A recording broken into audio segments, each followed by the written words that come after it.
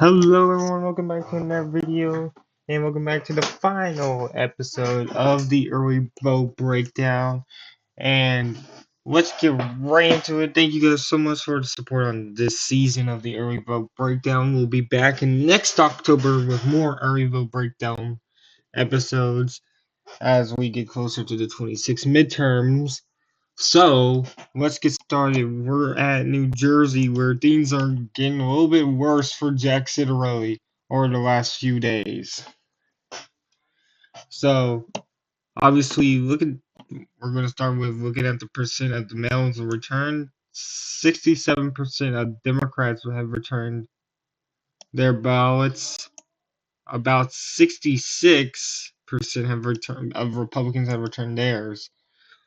But look at this: total ballots, Democratic. This is total ballots for early votes. 614,000 to 347,000. That's 51 to 29%. But here's the problem here. Mail-in ballots. 61 to 20. 62 to 21. So let's just say it's a plus 41 margin here for Democrats.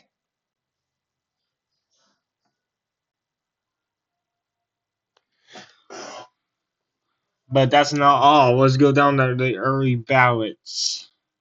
Let's go down to the early in-person voting, where people thought that Republicans would do well. 253 Democratic, 226 Republican. And look at this, it's 41.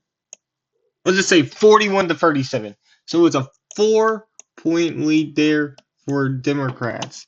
It's not a big, overwhelming victory there for the Democrats, but you could tell that that's not where they want to be right now.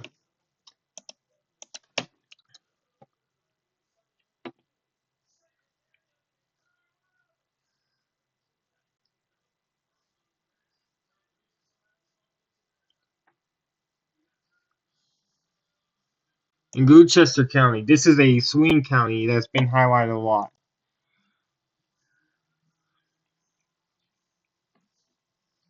Democrats leading here big in both.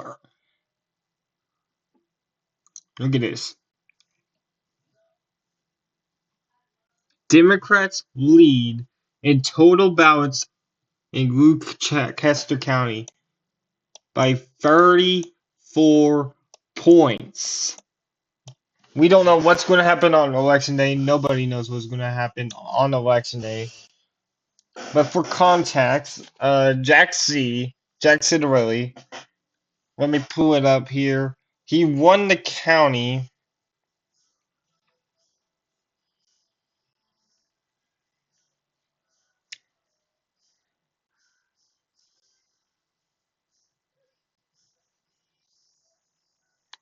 He won the county.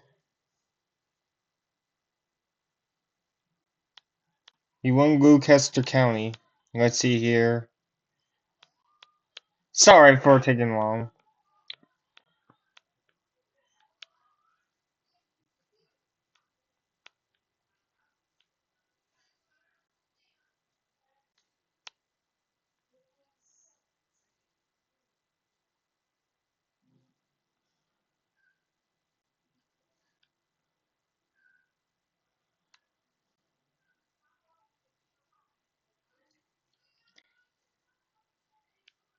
Jack won this county by 10 points in 2021.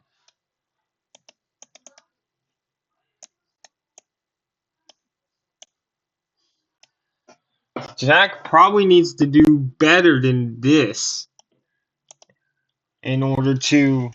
He probably needs to win by about 12 to 13 to win against Cheryl. And having that deficit does not help.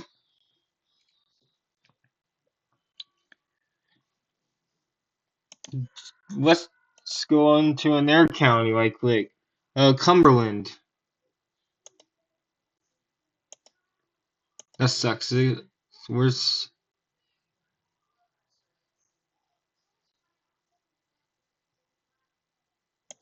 Alright, Cumberland County. This is Democrats lead the the ballots here by 2,000 votes, or about 12 points. Jack won here by 12 and 21. Ocean County, one of the best Republican spots for the Republicans have a 16-point edge, but this Ocean voted. It was a Jack Citarelli win of 36. I'm not saying that Jack doesn't have a path. He totally does. E-Day could be very good for him. But right now, you just look at these numbers, how Democrats are showing up in counties where Trump and Jack dominated 4 years. Jack and Trump both dominated.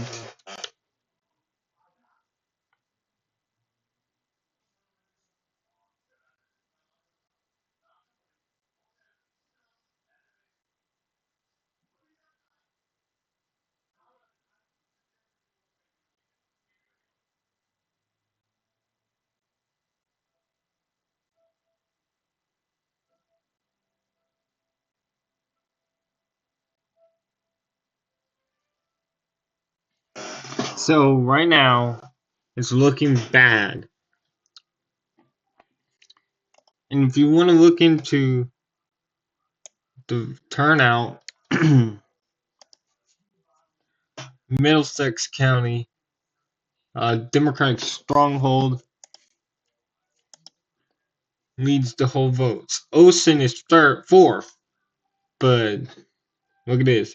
Burlington, Swain County, Democrats are infused there. Like, it's Democrats have the early vote enthusiasm. The question is, how much can Republicans, uh, how much Republican support on the E-Day swings this race?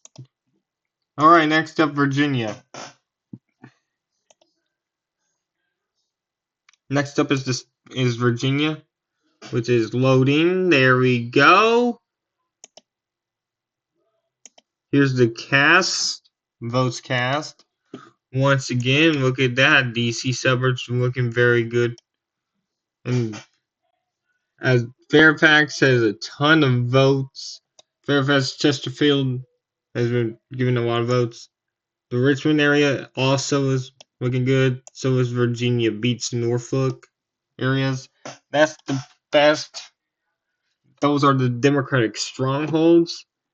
But in the counties where Trump did the best, so out here around the Kentucky West Virginia border and up here in the peninsula, it's not doing so. Turnout is low. But in comparison to 24,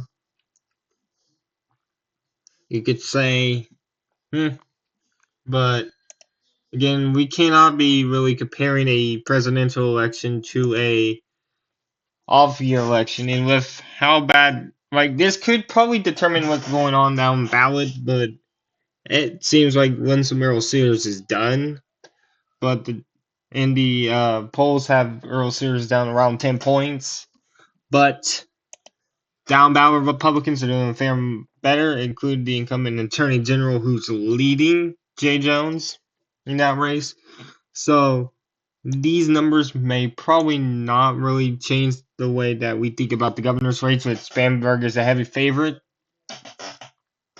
But it could determine what could happen down ballot, especially the Attorney General. We'll see what happens with that race. It's going to be a very watchable race. So now let me just go down here to this little spot over here. I'm going to go over New York City numbers for you here on the final day of early voting in New York City via the Political HQ on Twitter. It's a vote hub. So, final day in 2025, final day was today. So,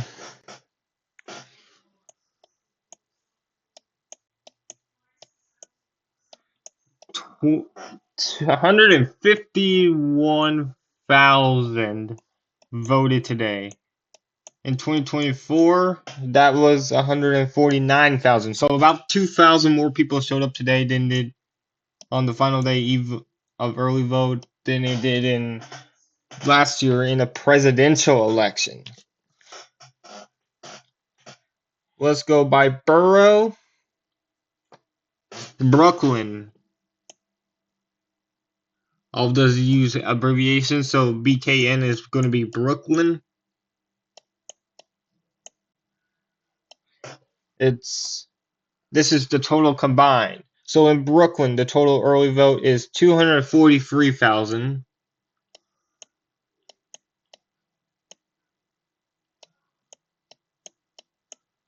All right, in Manhattan, MHN is what it's going to be. Manhattan, they had 212.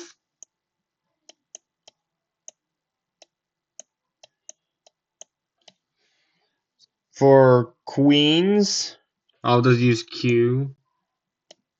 For Queens, it's 166,000.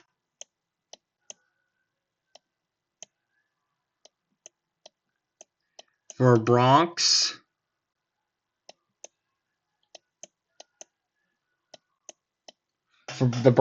it's 58,000.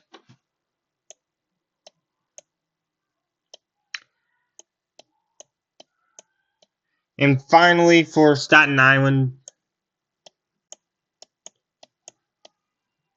it is 53,000.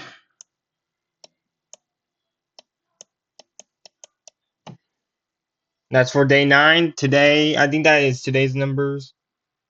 And final numbers for this season. This season, what I mean this year, total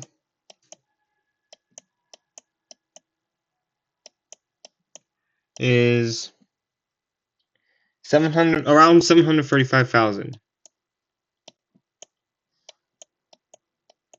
So the good news here for Mamdani is that Brooklyn, Manhattan, and Queens were his best. These three, Brooklyn, Manhattan, Queens, best. Those were the best boroughs in the primary for Mamdani. The Bronx obviously is a swing area. Staten Island is expected to go to Curtis Sliwa. So those are great numbers for Zohran Mamdani there in New York City. So that's all I got for you today for the early vote breakdown. I'll see you guys in 48 hours time. Well, just under 48 hours time at this point for the election night coverage. Before I go, thank you guys so much for 300 subscribers. It's been an honor to talk with you guys throughout this process. I'm glad to be back. And if you want to see more from me, please hit that like and subscribe button. It'll be very appreciated. And I'll see you guys later.